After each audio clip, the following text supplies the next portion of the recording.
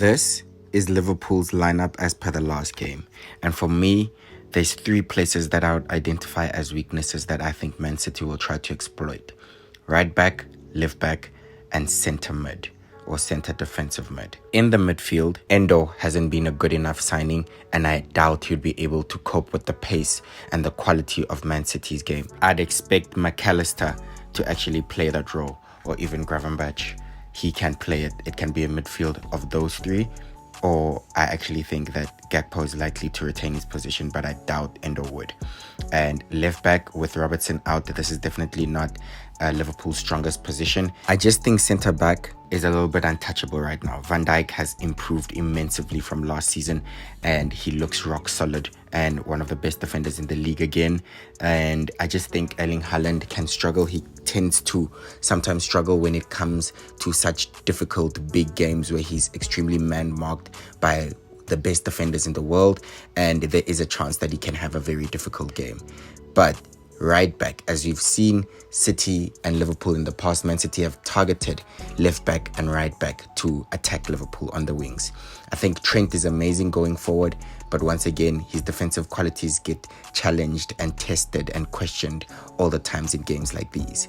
I feel like Pep would be able to throw Jeremy Doku at Trent Alexander-Arnold just to see if he can cope with the pace and the dribbling of Jeremy Doku. We've seen Trent, I don't like to use the word, but get a little bit exposed when he's faced players like Vinicius Jr., Mitoma. So those quick players with quick feet becomes a little bit difficult for Trent to handle, especially if Liverpool are pinned back. With that being said, looking at the suggested and possible lineups for Liverpool, I just think Luis Diaz has to be in there. He was also amazing during the international break with Colombia, scored a few goals. So I think he'll take the position on the left, and it's literally a toss-up between Darwin Núñez and Diogo Jota for that front position.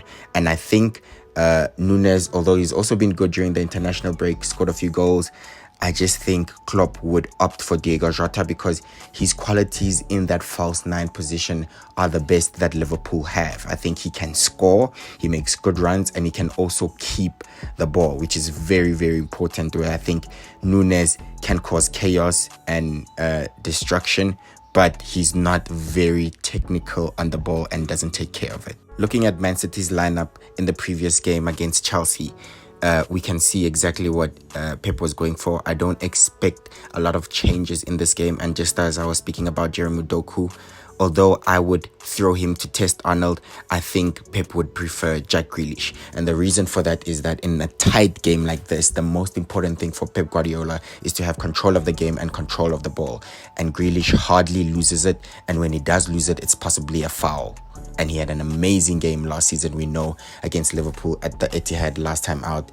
Remember, he stopped the goal and immediately ran back all the way to the other side and created one again. So it's going to be a fascinating game.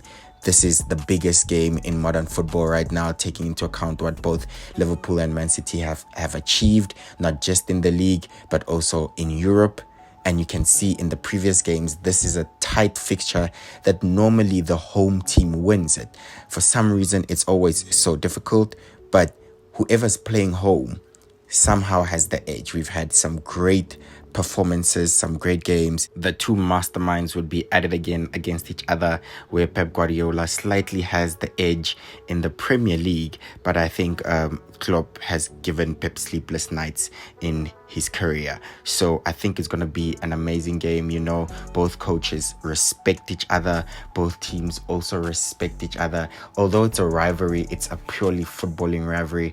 Not a lot of viciousness in it, not a lot of violence. They just really respect each other. There's a whole mutual respect between the two teams and the two sets of players. So I think the fact that it's after the international break, early kickoff, I'm not sure if we can get the silkiest of football early on, but with the quality on show, I hope that players are still fit, they're still up for it, and we know players have been getting a lot of injuries lately, but let's hope it's a good game. Let's hope it's another one of those blockbuster motion picture movies that we get in the Premier League. The fixtures are looking so good this weekend. The top two against each other. Whoever wins definitely goes top. Arsenal also has an opportunity to capitalize on any one of those teams dropping point. They can hope for a draw and then they win their game and then go top. And it's going to be a great game as well, where Spurs face off against Villa as well. And other brilliant games to look forward to. Arsenal being away to Brentford, that is going to be a great match. It's going to be so entertaining. Newcastle at St. James's Park against Chelsea. We know Chelsea is on a roll now. They've got some confidence after beating Spurs and drawing to Man City.